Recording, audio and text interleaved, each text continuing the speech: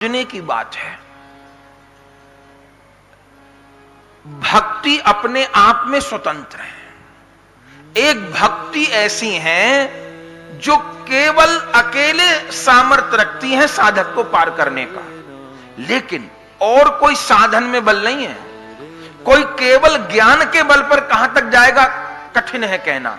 ज्ञानी को भक्ति की अपेक्षा है, कर्मकांडी को भक्ति की अपेक्षा है, योगी को भक्ति की अपेक्षा है। भक्त को किसी और साधन की अपेक्षा नहीं, करे तो ठीक न करे तो ठीक। ऐसे कितने भक्त हुए, गोपियों को कहां ज्ञान है। वो क्या पोथी पढ़ के आई हैं, कोई कर्म कांड करती हैं, योग साधती हैं, कुछ नहीं करती। केवल भक्ति भक्ति भक्ति। और ऐसी भक्ति की है कि सबसे ऊंचे स्थान पर पहुंच गई।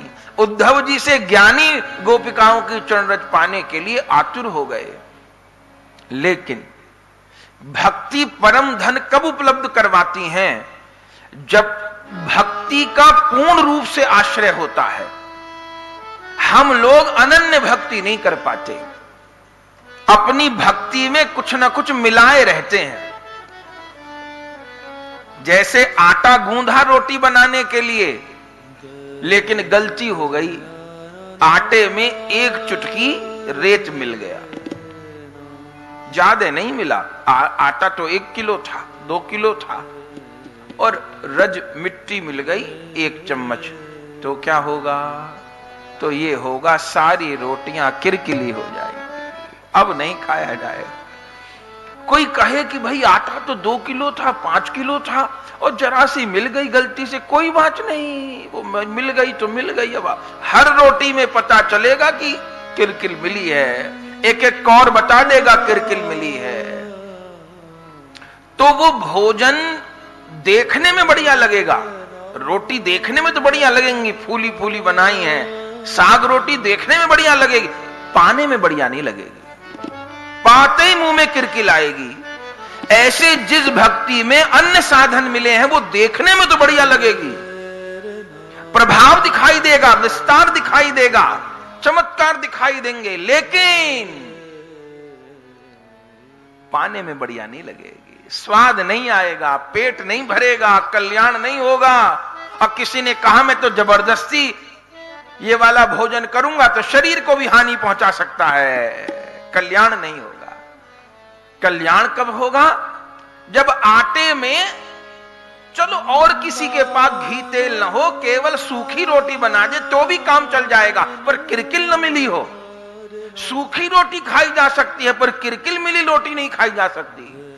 ऐसे भक्ति में केवल भक्ति हो और हमको कुछ न आता हो, पेट भर जाएगा, भूखे नहीं मरेंगे, लेकिन अन्य आश्रय रूपी किरकिल अगर मिल गई है तो रोटी खाने योग्य नहीं रहेगी। ऐसे अनन्य भक्ति चाहिए होती है।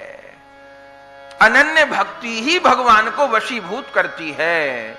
जब अन्य अन्य साधन की अपेक्षा रहती है तो भक्ति महारानी संकुचित हो जाती।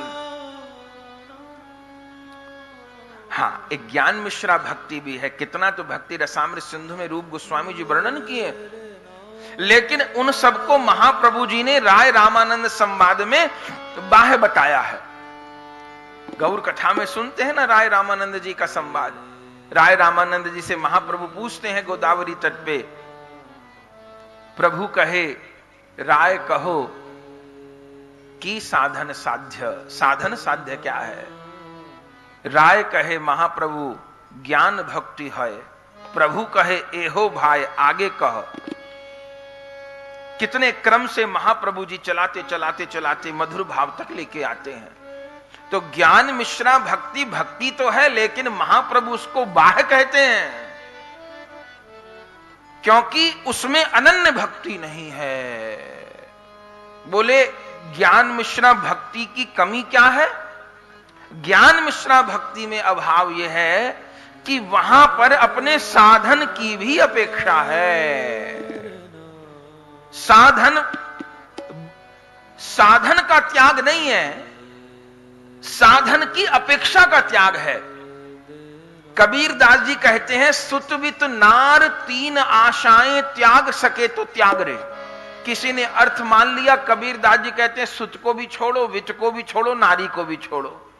कबीरदास जी से कहा कि आपका भी ब्याह है, आपकी भी पत्नी है, आपका भी बेटा है, और आप भी चरखा चला के पैसा कमाते हो, दुनिया को कह रहे हो सुत वित नार तीन आशाएं, त्याग सके तो त्याग रे तेरी बिगड़ी बनेगी, संतन के संग लाग रे तेरी बिगड़ी बनेगी। कबीरदास जी कहे भैया मैं सुत वित नार को त्यागने के लिए कह कहां रहा हूं। बोले क्या कह रहे हो?